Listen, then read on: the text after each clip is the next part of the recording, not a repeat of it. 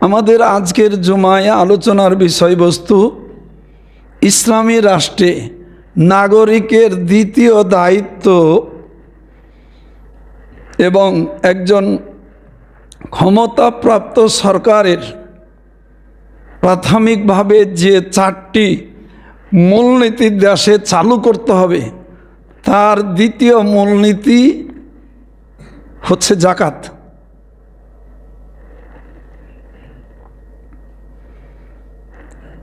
কুরআনুল করিম আমাদের সংবিধান, আল্লাহ রাব্বুল আলামিন এই কুরআনুল কারিমে সালাতের সাথে যাকাতকে এবং আলাদাভাবে যাকাতের উল্লেখ কুরআনুল কারিমে 86 বার আছে। কতবার? 86 বার। আর আলাদাভাবে আল্লাহ পাক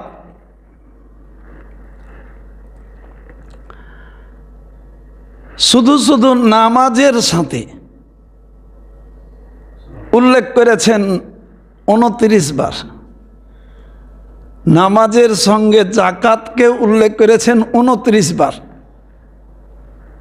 আর আমভাবে মোট 86 বার বর্ণনা আছে। তাহলে আল্লাহ রাব্বুল আলামিন আমাদেরকে যে যাকাত দিতে বলেছেন প্রত্যক্ষ এবং পরোক্ষভাবে 86 বার বর্ণনা করেছেন। বিষয়টার গুরুত্ব কতখানি এটা আমাদের অনুধাবন করতে হবে। তাই কিতাবে উল্লেখ আছে ইসলাম ধর্মের 5টি স্তম্ভ। তো এই 5টি স্তম্ভকে একটা তাঁবুর সাথে তুলনা করা হয়েছে। তাঁবুর চারদিকে 4টা পিলার স্তম্ভ এবং মাঝের যে পিলারটা, এই পিলারটার নাম যাকাত। অর্থাৎ মাঝের পিলারটা দিলে তাঁবুটা উঁচু হয়ে থাকবে, আর যদি মাঝের পিলার দেওয়া না হয় তাহলে এই ঘর উঁচু হবে না, তাঁবু উঁচু হবে না। অর্থাৎ মুসলিম জাতি যদি যাকাতের প্রচলন করতে না পারে তাহলে কোনো দিন মাথা উঁচু করে দাঁড়াতে পারবে না, শুধু দুনিয়ায় সাধারণভাবে বসবাস করবে। কিন্তু মুসলিম জাতি হিসেবে অন্যান্য জাতির মোকাবেলায় মাথা উঁচু করে দাঁড়াতে পারবে না।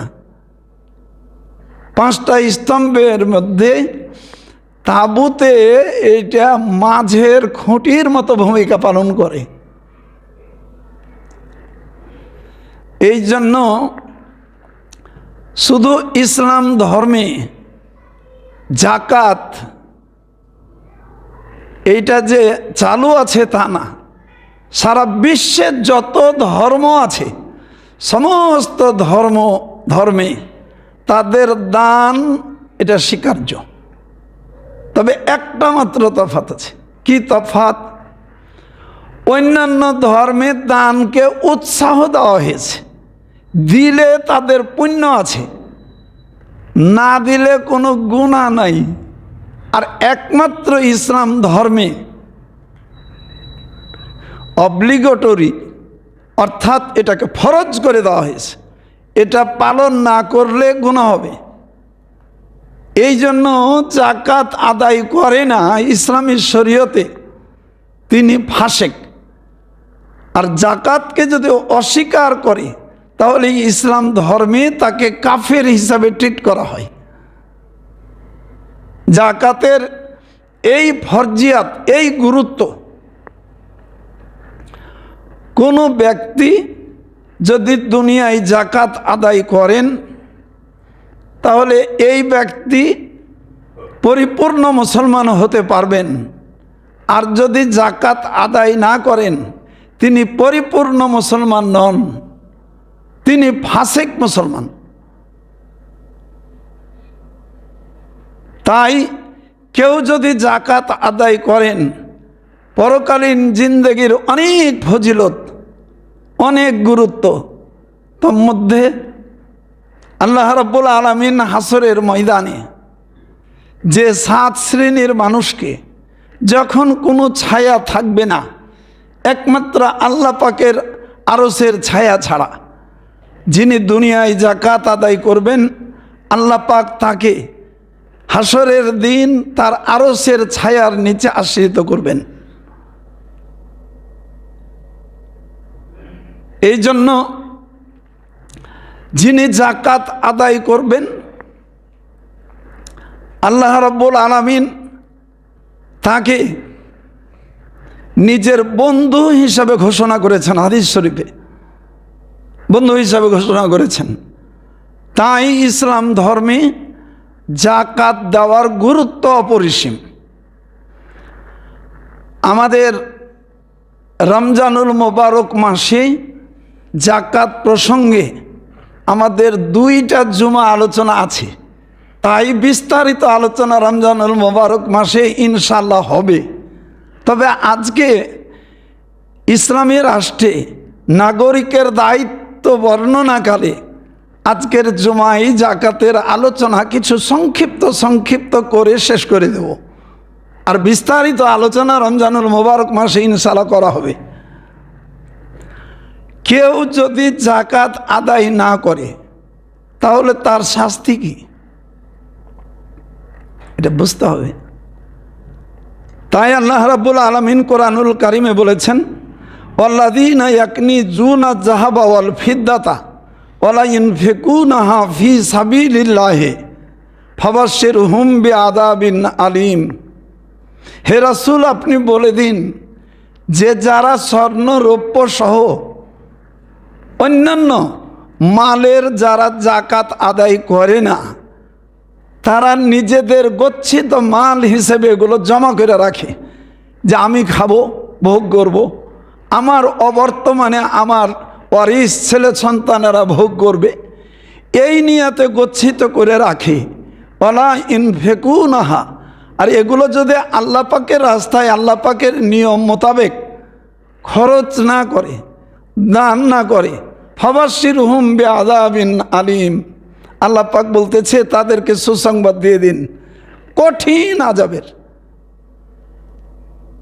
তো আযাবের জন্য কি সুসংবাদ হয় না দুঃসংবাদ হয়? দেখেন, আল্লাহ পাক বলতেছে সুসংবাদ দিন। এখন কাউকে যদি বলা যায় যে যে অপরাধ করেছো বাড়িতে যাও, তোমাকে মজা দেখাইবে, তা আসলে কি অপরাধের ক্ষেত্রে মজা পাওয়া যায়? না, যেখানে শক্ত শাস্তি হবে ওইখানে ওই শাস্তিটাকে ব্যঙ্গ করে আল্লাহ পাক সুসংবাদের কথা বলেছেন। তাই বলছে ফাবাশশিরহুম, তাদেরকে সুসংবাদ দিয়ে দিন যন্ত্রণাদায়ক আযাবের। কিয়ামতের দিন তাদের এই মালগুলোকে সব উত্তপ্ত লোহে পরিণত করে দেওয়া হবে। এই যে লোহা আমরা যে হাঁসুয়া, দাও, বিভিন্ন রকমের অস্ত্রপাতি যে তৈরি করি সেই কর্মকারের দোকানে, তো এগুলো যখন উত্তপ্ত হয়ে যায় এই রকম উত্তপ্ত করে দেওয়া হবে। উত্তপ্ত করার পরে আল্লাহ রাব্বুল আলামিন কিয়ামতের মাঠে হিসাব নিকাশের পর নয়, হিসাব নিকাশের আগে তার কপালে তাকে ছেঁকি দেওয়া হবে, তার কোমরে ছেঁকি দেওয়া হবে, পিঠে ছেঁকি দেওয়া হবে। আল্লাহ পাক বিশেষ 3টা অঙ্গের কথা এই কারণে বললেন যে যখনই যাকাত ভোগীদের এই ব্যক্তি দেখত, কিংবা যাকাত ভোগীরা যখন যাকাত চাইতো, সর্বপ্রথম তার মুখটা বিবর্ণ হয়ে যেত। এই জন্য আল্লাহ পাক বলতেছে এরা যাকাতের নাম শুনলেই আর যাকাত ভোগী দেখলেই আগেই ভ্রু কঞ্চিত হয়ে যায়, তাই কপালে আগে তাক লাগাও। এরপরে যখন সে ফিরত, যাকাত ভোগী তাকিয়ে থাকতো আর ও কিন্তু শরীরটাকে ফিরত, তখন তার পার্শ্বদেশ দেখা যেত, তাই কইছে তার শরীরে পার্শ্বদেশে লাগাও। আর যখন ফিরা চলে যেত পিঠটা দেখিয়া কইছে তার পিঠে লাগাও। এই জন্য আল্লাহ পাক তার এই দেহের এইভাবে ছেঁকে দিতে থাকবে। এই দুনিয়ার আগুন, এই দুনিয়ার আগুন না, আখিরাতের আগুন। আখিরাতের আগুন হাদিস শরীফে আছে যে এই দুনিয়ার আগুনকে আল্লাহ রাব্বুল আলামিন 1000 বছর ধরে জাল দেওয়ার পরে এইটা লাল আগুনে পরিণত হয়েছে। আর 1000 বছর জাল দেওয়ার পরে এই আগুন সাদা রঙে পরিণত হয়েছে। আর 1000 বছর জাল দেওয়ার পরে কালো ঘুটঘুটে অন্ধকার রং পরিণত হয়েছে। তাই এই রকম আগুন যেটা 3000 বছর জাল দিয়ে এই দোজকের আগুনকে আল্লাহ পাক সৃষ্টি করেছেন, ওই আগুন দিয়ে যাকাত যারা আদায় করেনি তাদের দেহতে ছেঁকে দেওয়া হবে। তাই এই মর্মে আল্লাহ পাক বলেন, ইয়াউমা ইউহমা ফি নারে জাহান্নাম, জাহান্নামের আগুনে তাদের শরীরে ছেঁকা দেওয়া হবে। ফাতুকুয়া বিহা জিবাহুহুম ওয়া জুনুবুহুম ওয়া জুহুরুহুম হাযা মা কানাজতুম লিআনফুসিকুম, তোমরা যে তোমাদের নিজেদের জন্য, নিজেদের ভাবি সন্তানাদির জন্য বড় মোহে পড়ে এগুলো তোমরা জমা করে রাখতে, নিজের সিন্ধুকে, ব্যাংকে, বিভিন্ন রকমভাবে ফিক্সড ডিপোজিটে এগুলো তোমরা জমা করে রাখতে, অথচ তোমরা যাকাত আদায় করতে না। ফাজুকু মা কুনতুম তাকনিজুন, তোমরা দুনিয়ার বুকে কেবল জমা করাটাকেই প্রাধান্য দিতে এবং এটা প্রতিফল। তাই আল্লাহ রাব্বুল আলামিন এই পৃথিবীতে যত পাপ কাজ আছে সমস্ত পাপ কাজের প্রতিফল বিচার হওয়ার পরে শুরু করবেন।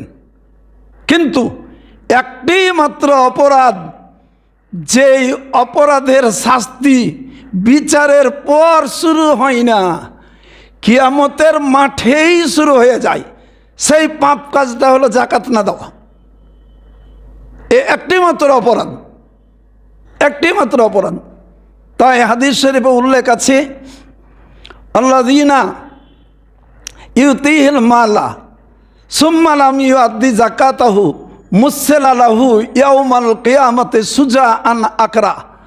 কইছে যারা যাকাত আদায় করবে না, আল্লাহ রাব্বুল আলামিন তাদের ওই মালকে এমন একটা বিষধর সর্পে পরিণত করে দেওয়া হবে, যে সাপের মাথায় কোনো লোম পশম থাকবে না, টাক করে থাকবে, শুধু বিষাক্ততার কারণে পায়ের তলা থেকে আরম্ভ করে সারা দেহ পেঁচায় ওই মুখটা যাকাত যিনি আদায় করেননি তার মুখের দিকে থাকবে, দিয়া গালে এক দংশন করবে, বলবে কি আমি তোমার সম্পদ, আর এক গালে আর এক দংশন করবে, কবে আমি তোমার মাল, কপালে এক দংশন করবে, কবে আমি ফিক্সড ডিপোজিটে তোমার টাকা, আর এক দংশন করবে, কবে তোমার ব্যাংকের আমি অ্যাকাউন্ট। এইরকমভাবে যত যত খাতে টাকা জমা রেখেছিল কিন্তু যাকাত আদায় করেনি, ঠিক ওই একটা করে দংশন দেবে আর সে কথা বলবে, কথা বলবে আর দংশন করবে। তাই আল্লাহ রাব্বুল আলামিন বলেছেন, সাইয়ুতাওয়াকুনা মা বাখিলু বিহি ইয়াউমাল কিয়ামা, যে সেই দিন এই মালগুলোকে যাকাত দাতার গলাতে হাসলি বেরি পড়ায় দেওয়া হবে, হাঁটতে পারবে না, আর ফেরেশতা মণ্ডলে তাকে পিটাইতে থাকবে যে গচ্ছিত ধন রেখেছিলি আজ গলায় বহন করে হাঁট, কিন্তু হাঁটতে পারবে না। সাইয়ুতাওয়াকুনা মা বাখিলু বিহি, সে যে যাকাত আদায় করেনি, এই কারণে আল্লাহ পাক এই যাকাত না আদায় করার ফলে তার মালগুলোকে তার গলায় পেঁচাই দেবেন, পেঁচাই দেবেন। তাই ইসলাম ধর্মে যাকাত ফরজ, এটা আবশ্যক, এটা আবশ্যক। কিন্তু অন্যান্য ধর্মে এটা উৎসাহমূলক একটা দান, একমাত্র অব্লিগেটরি ইসলাম ধর্মে এই যাকাত। এখন নামাজকে যেভাবে আমরা গুরুত্ব দিই, যাকাতকে ওইভাবে গুরুত্ব দিই না। এখন একটা মানুষ 5 ওয়াক্ত নামাজ আদায় করলেন, জুমার নামাজ আদায় করলেন, ঈদের নামাজ আদায় করলেন, করার পরে হাসরের ময়দানে এই রকম যদি সর্প তাকে পেঁচায়া দংশন করে হাজার হাজার মানুষের সাক্ষাতে দিয়ে যদি বলে আমি তোমার সম্পদ, আমি তোমার মাল, আর সমস্ত কিয়ামতবাসী দেখবে এই আযাব। কি হলো 5 ওয়াক্ত নামাজ পড়ে, কি হলো তাহাজ্জুদের নামাজ পড়ে এই কপালে ঘট্টা লাগায়া? একবার ফিকির করি, একবার ফিকির করি। সারা মাস ধরে রমজান মাসে রোজা রাখলাম, রোজা রাখতেও আমরা অনেকেই পটু, রোজা রাখলাম কিন্তু যাকাত আদায় না করার ফলে হিসাব নিকাশে মিজানের কাছে যাওয়া দূরের কথা, হাসরের ময়দান থেকে আযাব শুরু হয়ে গেল। তাইলে কি হলো আমার মাস ধরে রোজা করে? একবার ভাবি, এই কথাগুলো সব কোরআনুল কারীম এবং হাদিস শরীফে উল্লেখ আছে। কিন্তু আমরা অনেক মানুষ নামাজকে এবং রোজাকে যেইভাবে গুরুত্ব দিই ওইভাবে জাকাতকে গুরুত্ব দিই না।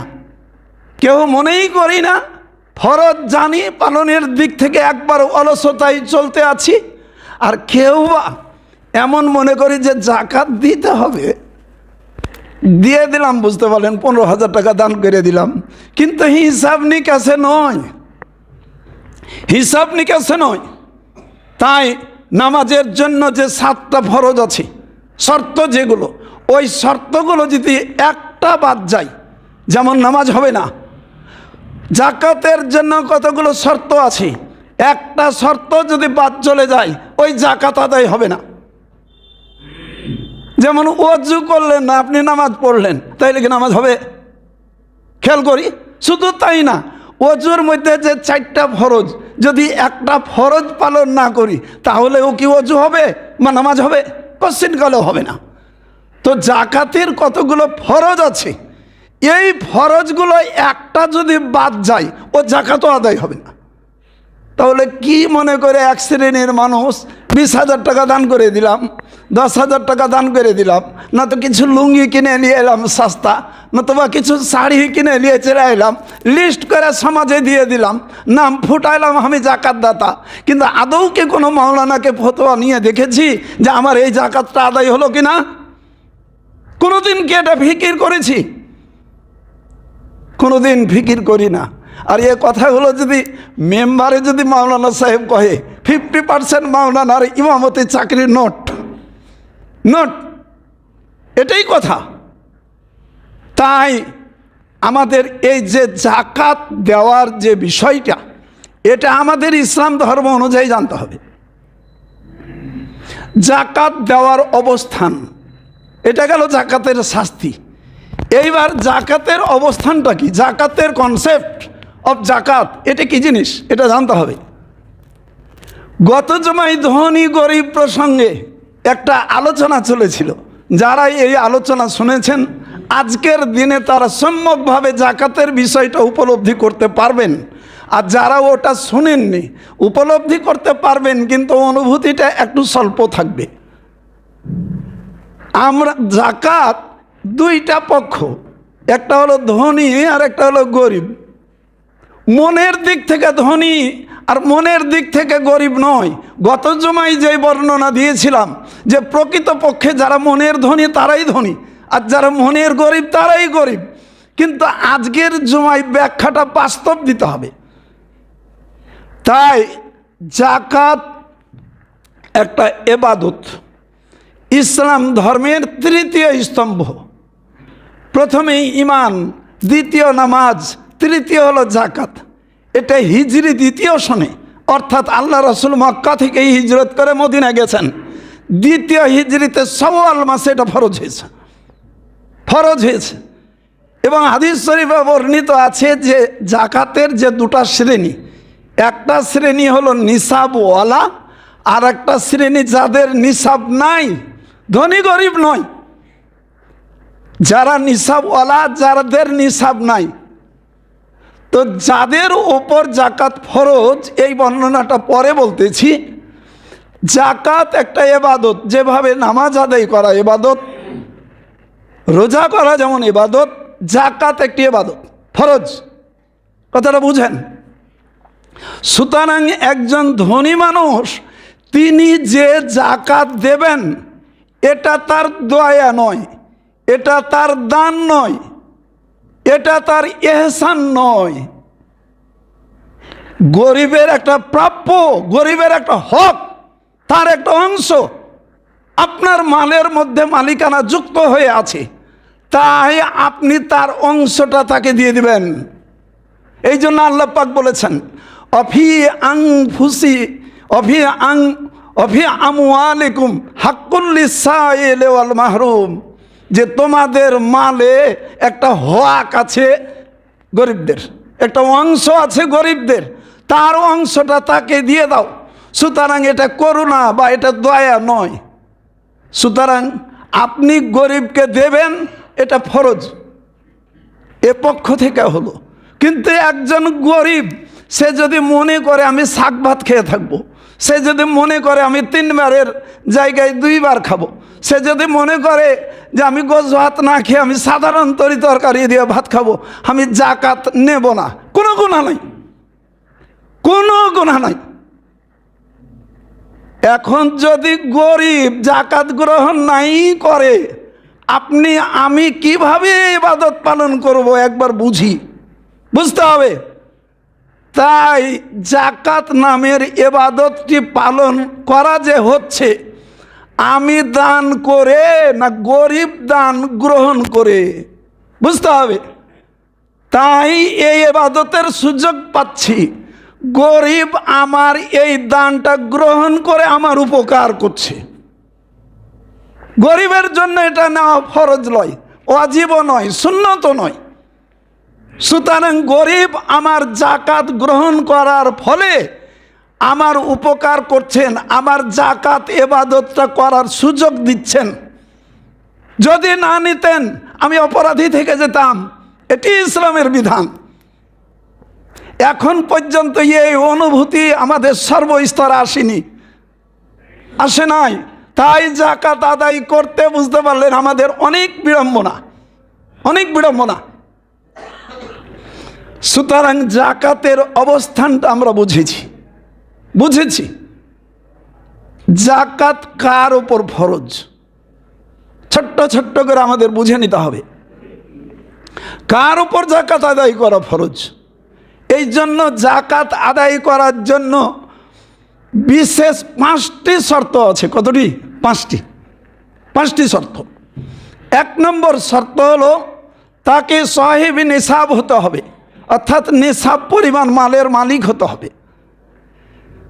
এমন একটা নির্দিষ্ট পরিমাণ, যেই পরিমাণ আপনার অধীনে থাকতে হবে।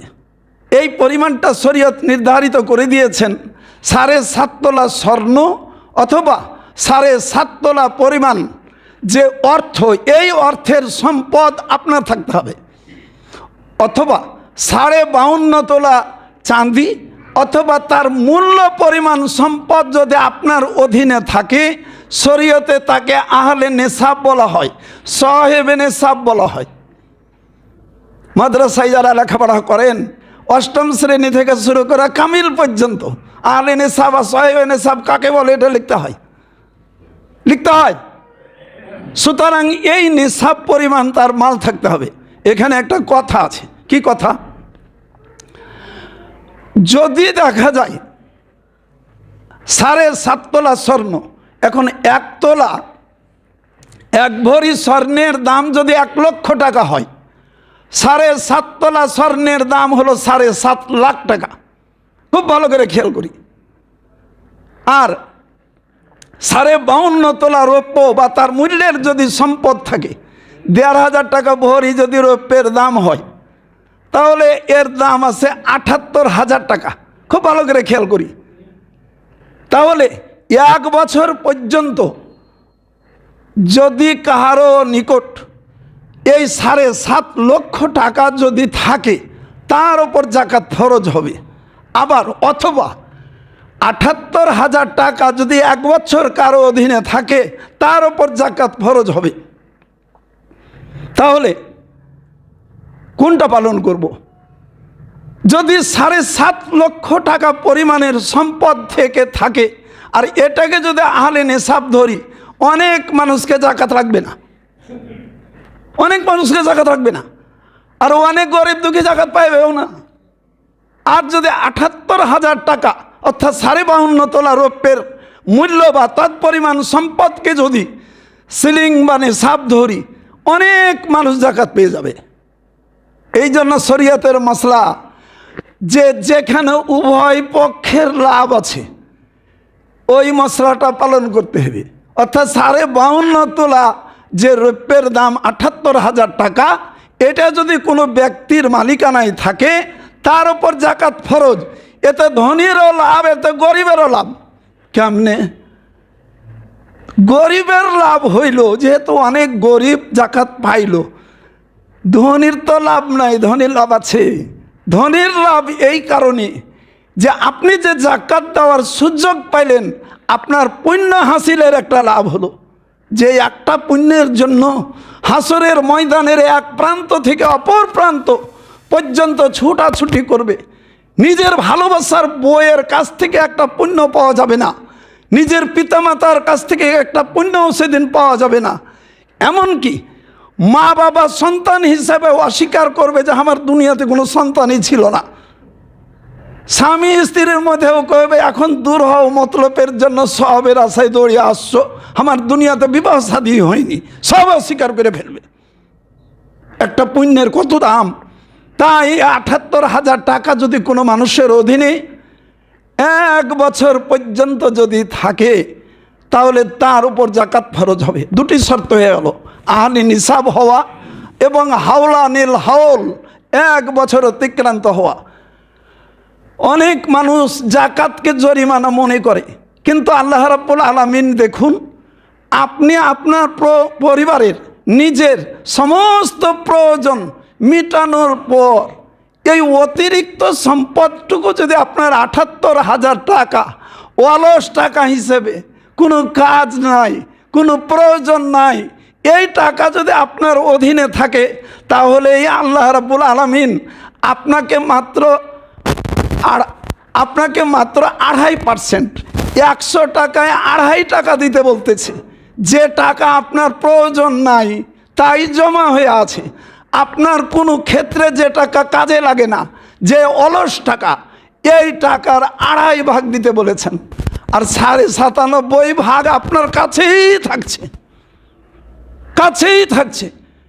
এরপরেও এই দুনিয়ার মোহ এবং মায়ার কারণে ওই অলস টাকা, যে টাকা ধনীর প্রয়োজন নাই, এই টাকা থেকে 100 টাকার মধ্যে 2.5টা টাকা বের করতে পারি না।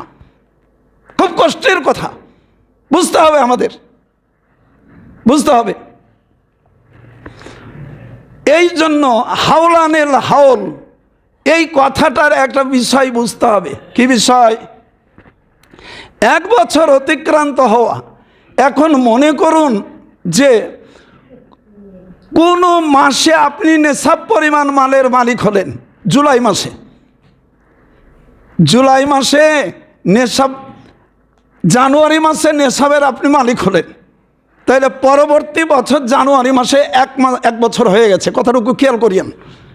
আপনি চিন্তা করলেন যে যদি রমজানের বাইরে যদি সব করি, দান করি, তাহলে 1 গুণ সব, আর রমজান মাসে যদি দান করি তাহলে 70 গুণ বেশি সব। এখন মাওলানার কাছে কিন্তু এই সবের কথা শুনে নিয়েছেন আপনি, আমি। তাহলে মার্চ মাসে আছে রমজান মাস, এবার যেমন হবে, তাহলে জানুয়ারি মাসে যদি দান করি তাহলে দান তো 1 গুণ হবে। আর 2 মাস পরে মার্চ মাসে রমজান মাস পেয়ে যাচ্ছি, দান করলে 70 গুণ পাবো। কতটুকু খেয়াল করেন? আপনি 70 গুণ সব নিতে গিয়ে আপনার জাকাতই নষ্ট। কোন মশলা কোথায় ব্যবহৃত করতে হবে এটুকুও খেয়াল করি না। আরবি ধর্ম অনুযায়ী হাওলানেল হাওল, এইটা 354 দিনে, যেইটা চন্দ্র বছর 354 দিনে 1 বছরের হিসাব হবে। কেউ যদি সৌর বছর অনুযায়ী জাকাতের হিসাব করতে চান, তাইলে 2 টাকা 50 পয়সা শতকরা লাগবে না, তাকে 2 টাকা 58 পয়সা লাগবে ওই 11 দিনের জন্য, ওই 11 দিনের জন্য। তাই আমরা যে তারিখে আহলে নেশাব হব ওই তারিখটা লিখে রাখতে হবে। চন্দ্র বছর অনুযায়ী যেদিন 1 বছর হবে সেই দিনে আমার সম্পদ হিসাব করে আমাকে জাকাত দিয়ে দিতে হবে, জাকাত দিয়ে দিতে হবে। আর আপনি যদি রমজান মাসে জাকাত বের করেন, আপনাকে মনে করতে হবে যে আপনি ওই রমজান মাসের 70 গুণ বেশি সওয়াবের জন্য যে কয় মাস ডিলে করলেন, ওই ডিলে করে আপনার এই ইবাদত পালন করলেন। তাই আপনি কিন্তু আল্লাহ পাকের দরবারে কিন্তু অপরাধী থেকেই গেলেন, এটা মনে করতে হবে। শরীয়ত এই আদেশ দেয়। সুতরাং আমাদের চন্দ্র বছরের হিসাব ধরতে হবে এবং জাকাত আদায় করতে হবে। হ্যাঁ, আপনি চন্দ্র বছরের হিসাব করতে গিয়ে দেখলেন যে আমার আহলে নেশাব হওয়ার 9 মাস হয়েছে, আপনি অগ্রিম যদি 1 বছরের জাকাত আদায় করে দেন আপনি করতে পারবেন, আগে করতে পারবেন। কিন্তু পরে করলে ওইটা ডিলে করার জন্য শরীয়তের দৃষ্টিতে আমাদের অপরাধী সাজতে হবে। কজন ভাবি নামাজ ঠিক মতো যদি জোহরের সময় না হতে, জোহরের সময় পার হয়ে গিয়ে যদি নামাজ পড়ি তাতে যেমন অপরাধী হতে হয়, যখন জাকাত ফরজ হয় ওই সময়টুকুকে পার করে দিয়ে জাকাত আদায় করলে ঠিক ওই রকমই অবস্থা হয়। আমরা জাকাতের 2টি শর্ত শুনলাম। জাকাতের আরও শর্ত হলো কোনো ব্যক্তির মালিকানা ধীন সম্পদ হওয়া চাই। এখন কেউ যদি আমাদের কাছে 10 লক্ষ টাকা আমানত রাখে তাহলে কি এটার মালিক আমরা? তখন কিন্তু মালিক না, ওটা আমার সম্পদ নয়। সুতরাং যেই সম্পদের ওপর আমার আধিপত্য আছে, মালিকানা আছে, এমন মালে আমাদের জাকাত দিতে হবে। আর একটি জাকাত দিতে হবে আজিয়াদাত, অতিরিক্ত মালে, অর্থাৎ যেই সম্পদ আমাদের প্রয়োজনে লাগে, আমাদের ব্যবহারে হয়, এমন সম্পদে আল্লাহ পাক জাকাত দিতে বলেননি। আর অতিরিক্ত সম্পদ থাকলেই যে হুট করে জাকাত ফরজ হয়ে যাবে তাও না। সুদীর্ঘ 1 বছর চন্দ্র বছর যদি অলস টাকা হিসেবে, অপ্রয়োজনীয় সম্পদ হিসেবে কারুর কাছে জমা থাকে, ওই সম্পদে তবু আবার মাত্র 2.5%, যেটা অপ্রয়োজনীয় টাকা। তাই এই জিয়াদাত মালের ক্ষেত্রে জাকাত প্রযোজ্য। অন্য একটি বিষয়, কোনো ব্যক্তি ঋণগ্রস্ত না হওয়া চাই। যদি দেখা যায় যে সম্পদের জাকাত দিলে তার আহলে নেশাব সে থাকতে পারছে না, তাহলে তার জন্য জাকাত লাগবে না। এখন আমরা যদি আহলে নেশাব আছি, 20 লক্ষ টাকার মালিক আছি, তাহলে ফট করে জমি কিনে নিলাম, 20 লাখ টাকা নগদ পয়সা, ব্যাংক থেকে 10 লাখ টাকা ঋণ নিয়ে নিলাম, দিয়ে 30 লাখ টাকা দিয়ে জমি কিনে ফেললাম, আহলে নেশাবও থাকলাম না, জাকাতও দিলাম না। আপনি আপনার বসবাসের জন্য যে একটা বাড়ির দরকার, সেখানে আপনার 3টা ঘরের দরকার, এইটুকু প্রয়োজনের সামিল। কিন্তু আপনার অর্থ অতিরিক্ত যে একটা বাড়ি কিনেছেন ওইটা আপনার প্রয়োজনে নয়, এটা লাভের জন্য, তাই ওইটা প্রয়োজনের অন্তর্ভুক্ত হবে না, এটা মনে করতে হবে। কোনো ব্যক্তি তার বয়স, তার শারীরিক যোগ্যতা মোতাবেক যে যানবাহন ক্রয় করা দরকার সেই যানবাহন তিনি ক্রয় করবেন। এখন একজন মানুষ তার শারীরিক সুস্থতা মোতাবেক তিনি যদি হোন্ডাকে যানবাহন হিসেবে ব্যবহার করতে পারেন, তাহলে অবশ্যই ওই ক্ষেত্রে তিনি যদি একটা 20 লক্ষ টাকার গাড়ি, 4 চাকার গাড়ি যদি তিনি কিনেন, এটা লাক্সারিয়াস জীবনের সামগ্রী। তাই ওই ক্ষেত্রে যদি আপনার ঋণ চেরা আসে, শরীয়তে এই ঋণ ধর্তব্য হবে না। সুতরাং আপনার জীবন মানকে কেন্দ্র করে আপনি কি রকম যানবাহন লাক্সারিয়াস ব্যতীত মধ্যম মানের ব্যবহার করলে চলতে পারেন, এই পরিমাণ প্রয়োজনের মধ্যে সীমাবদ্ধতাকে ইসলাম অনুমোদন করে।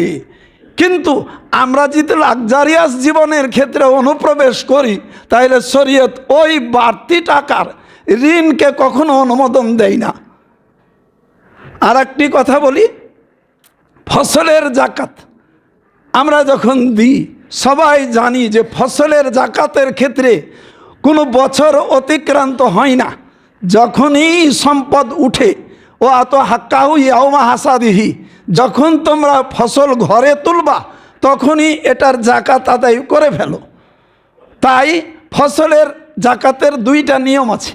যদি আকাশের পানিতে কোনো ধরনের আবাদ হয়, কোনো সেচ দিতে না হয়, তাহলে 10 ভাগের 1 ভাগ দিতে হবে। আর যদি কিষানকে যদি সেচ দিতে হয়, দিয়ে যদি জমি করতে হয়, তাহলে 20 ভাগের 1 ভাগ লাগবে, অর্থাৎ শতকরা 10% বা 5%। এখন মনে করেন যে আপনি 3 বার ডিপে পানি নিয়েছেন আর আকাশ থেকেও পানি হয়েছে, এখন 2 রকমই সহযোগিতা লেগেছে, তাইলে তো বেড় বেঁধে গেল। কিন্তু হয়তো হৈমত্তিক সিজনে, বোরোর সিজন বাদ দিলাম, হৈমত্তিক সিজনের অবস্থা ঠিক এরকমই। তাই আপনি মনে মনে ফিকির করবেন যে আমার জমিতে একটা সিজনে যদি 10 বার পানি লাগে, তাহলে আপনি ডিপে দিয়েছেন মাত্র 4 বার, আর বাকি আকাশের পানিতেই হয়েছে। ওই 5% আর 10% যদি থাকে, আমাদের বিবেককে জিজ্ঞেস করতে হবে যে অর্ধেক আমি সেচের খরচে ব্যয় করেছি আর অর্ধেক আকাশের পানিতে হয়েছে, 7.5% দেন, 7.5% নেন। ইন্না সামা ওয়াল বাসারা ওয়াল ফুয়াদা কুল্লু উলাইকা আনহা মাসউলা। বান্দা, দৃষ্টিশক্তি দিয়েছি, শ্রবণ শক্তি দিয়েছি, আর একটা বিবেকের শক্তি দিয়েছি। দুনিয়ার সমস্ত কাজে তোমার বিবেককে খাটাইলা, কিন্তু আমার ইবাদত করার ক্ষেত্রে তুমি তোমার বিবেককে একটু খাটাইতে পারো না। একবার শুধুমাত্র হয়তো ডিপের পানি দিয়েছি, 2 বার ডিপের পানি দিয়েছি। ও হুজুর তো কয়ে দিয়েছে যে যে ক্ষেত্রে আকাশেরই পানিতে কেবলমাত্র আবাদ হয়, ওইখানে 10 ভাগের 1 ভাগ দিতে হবে। আমি যে 2টা ডিপের পানি দিয়েছি জি, আমাকে তাহলে 20 ভাগের 1 ভাগ দিতে হবে। এইরকম সলফা ফতোয়া পালন করলে কিন্তু ধর্ম পালন হবে না জি। এইরকমই ইসলামী বিশেষজ্ঞ এবং যারা মুফতি, তাদের ফতোয়া এইরকমই। তাই আমাদের সঠিকভাবে এই জাকাতের বিধানগুলো, মোটামুটি যে বিধানগুলো আছে, এর যে গুরুত্ব, এর যে শাস্তি, জাকাতের যে আদায়, এগুলো আমরা শুনলাম। এর পরেও কোন কোন মালের জাকাত দিতে হবে, কিভাবে দিতে হবে, কখন দিতে হবে, কাদেরকে কাদেরকে জাকাত দিতে হবে, এ সমস্ত একটা বিস্তারিত একটা পর্ব। তাই আপনাদের অনুরোধ করব, আপনারা যে কোনো বিজ্ঞ আলেমের নিকট থেকে জাকাতের পরিমাণ, জাকাতের প্রাপক, জাকাত আদায়ের নিয়ম বিষয়ে আপনারা জেনে বুঝে আমরা প্রত্যেকেই যেন জাকাত আদায় করতে পারি। আল্লাহ রাব্বুল আলামিন